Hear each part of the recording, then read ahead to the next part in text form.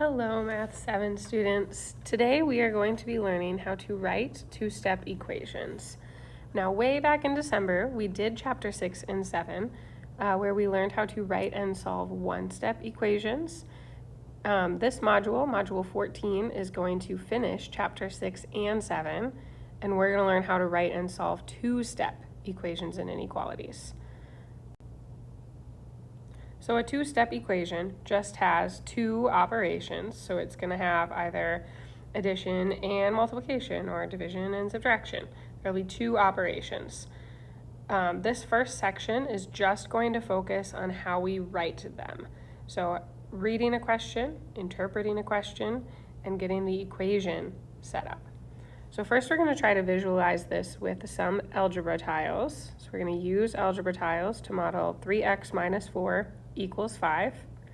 First, let's think, how can we model the left side of the equation? I know there are 3 x's. There's 3 times x, so there's 3 x's. And then we're subtracting 4. Remember back when we learned about integers, we learned that when we subtract a positive 4, it's actually the same thing as adding a negative 4. So if we're visualizing this with our algebra tiles, which are going to use our red and yellow counters, we can use 4 red counters because red is negative. So we could also say that this is negative 4. It's plus negative 4. And then on the right, we just have 5. Because it's positive, it's going to be yellow.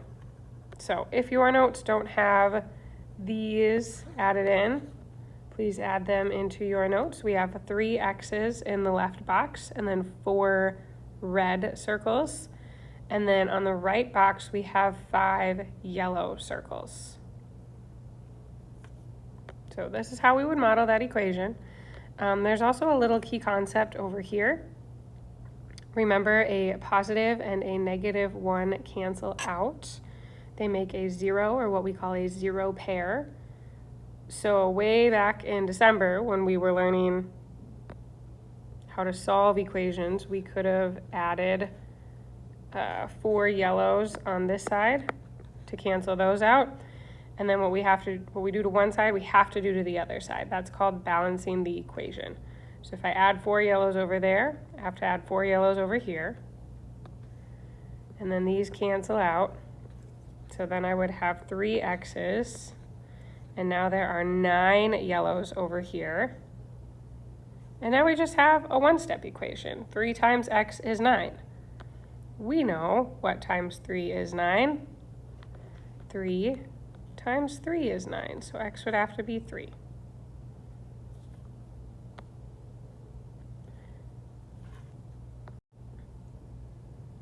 All right, so next we're going to look at some word problems. This example says a 1-year membership to Metro Gym costs $460. There is a fee of $40 when you join, and the rest is paid monthly. Write an equation to represent what you will pay monthly for the year-long membership. Write an equation that would help members find how much they would pay per month. All right, the first thing we're going to ask ourselves are, what are we trying to find? What are we trying to find? We are trying to find how much we would pay monthly, how much we pay per month.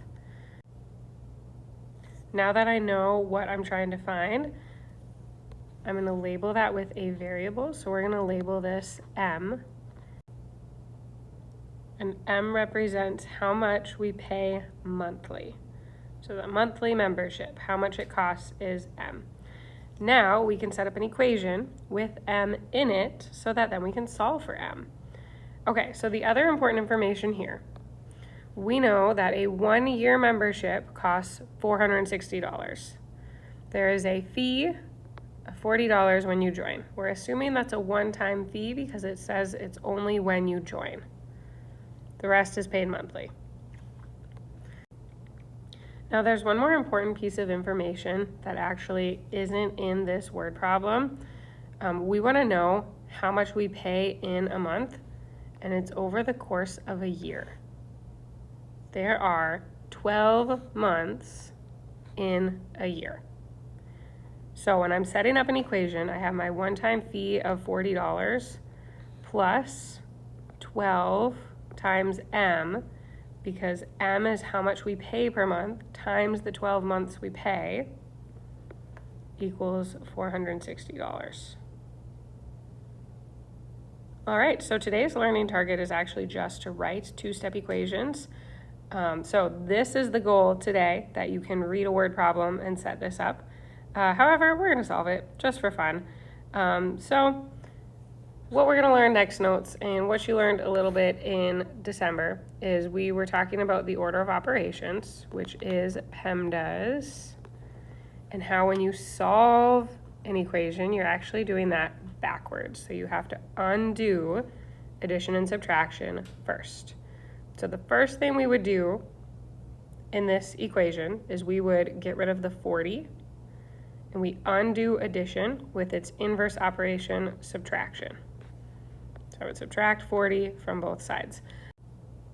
Another way to think of this would be 40 plus what is 460, and then that 12M is equal to the difference. So 460 minus 40 is 420. So I know 40 plus 420 equals 460, meaning 12M has to equal 420. All right, and then we divide by 12, and M has to equal 35. So we would pay $35 a month. All right, next example. Hal writes 3 paragraphs per hour. If he started with 8 paragraphs already written, how long will it take him to finish a 20-paragraph essay? Now, while I'm reading this question, I see a couple words that we talked about way back in the 6.1 notes. So per means to multiply. We talked about that back in the 6.1 notes. We actually made a whole table with addition, subtraction, multiplication, and division, and what words might mean those operations. If you are blanking on that, I strongly encourage you to look back at your notes and check that out. All right, so just like we did last example, the first thing we're going to ask is, what is this problem asking us to find? It says, how long will it take him to finish a 20-paragraph essay? How long? It's in hours. So we're looking for how many hours it'll take him to finish. We're going to label this with H. H representing how many hours it takes him to finish. He writes 3 paragraphs per hour. We know that means multiplication.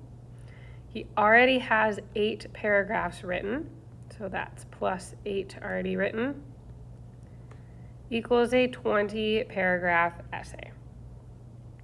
So 3 paragraphs per hour plus 8 already written equals a 20-paragraph essay.